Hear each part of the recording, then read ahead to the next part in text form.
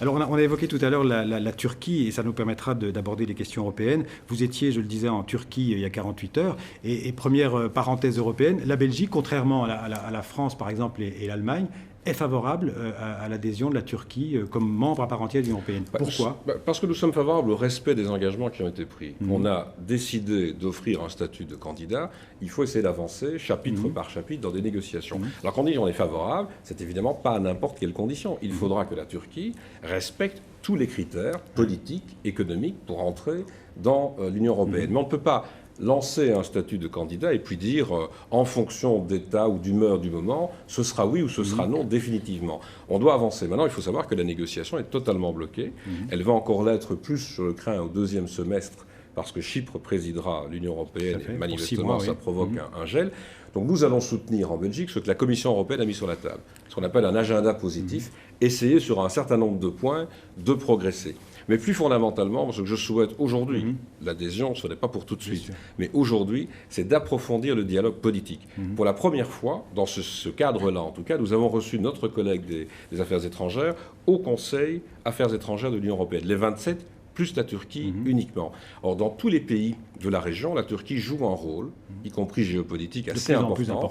De plus en plus souhaite le jouer. Je crois que nous devons non seulement nous appuyer sur la Ligue des États arabes, mais avoir un vrai dialogue avec la Turquie. Mais donc vous, sur le principe, une Turquie musulmane de 75 millions d'habitants, elle a sa place dans l'Union européenne? Elle a sa place dans l'Union européenne, je le répète, à condition de respecter tous les critères. Alors pour être très, très concret, aujourd'hui, qu'est-ce que l'on ressent?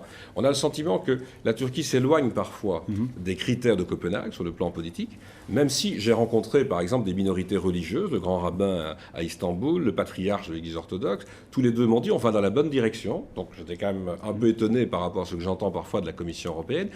Mais n'oubliez pas que dans le printemps arabe, on est dans tous ces pays, je ne dis pas que la Turquie est un modèle, mais avoir un système aussi capable de séparer l'Église et l'État, d'aller vers une égalité homme-femme que ce que l'on fait en Turquie par rapport à ce que l'on peut craindre dans certains autres États du pourtour méditerranéen, il ne faut pas négliger. Donc moi, ce que je crois... Il serait peut-être temps d'intégrer la Turquie avant qu'elle ne nous dise non elle-même. Il serait en tout cas temps de continuer à travailler chapitre par chapitre et avoir une association très forte. Est-ce que ça se traduira un jour par l'adhésion ? Aux Turcs d'en faire aussi la démonstration, de convaincre tout le monde. Mais je crois qu'on doit pouvoir avancer. Et puisque vous dites, effectivement, de toute façon, ça se fait pour chaque pays qui souhaite être un jour membre de l'Union européenne. Il y a des critères chapitre par chapitre. Quels sont les critères qui, en ce moment, sont défaillants côté turc et sur lesquels, j'imagine, vous demandez à la Turquie de faire de grands progrès? Il y a deux ou trois domaines très différents. D'abord, il y a des critères où ce n'est pas une question de défaillance, c'est que le système est bloqué, soit à la demande de Chypre, soit de la Grèce, soit d'autres États européens. Donc si on bloque purement et simplement la négociation, on ne sait pas avancer en la matière.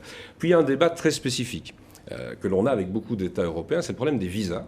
Ce que nous demandons à la Turquie, c'est d'enfin signer un accord de réadmission qui est prêt, qui a été négocié, de le mettre en œuvre, de pouvoir organiser la réadmission en Turquie. Et à côté de cela, on pourrait faciliter l'octroi de visas. Donc ça, c'est la circulation plus aisée, mais dans les deux sens. Et puis au-delà de cela, ce sont les critères d'abord de Copenhague, les critères politiques. Faire en sorte qu'en Turquie, on ait un respect des minorités, pas seulement dans les textes, mais dans la pratique. Et dans les contacts que l'on a, il y a encore manifestement des difficultés en la matière. Et le régime politique, vous savez qu'il y a pour l'instant des amendements à la Constitution. On essaie de voir comment ces amendements vont être organisés. On parle par exemple d'un régime qui pourrait être de plus en plus présidentiel. Alors, il faut faire très attention. Quand j'entends en France dire c'est très dangereux, parce qu'au lieu d'avoir un président élu par le Parlement, on aurait un président élu au suffrage universel. Ça existe dans des États de l'Union européenne, si je ne me trompe.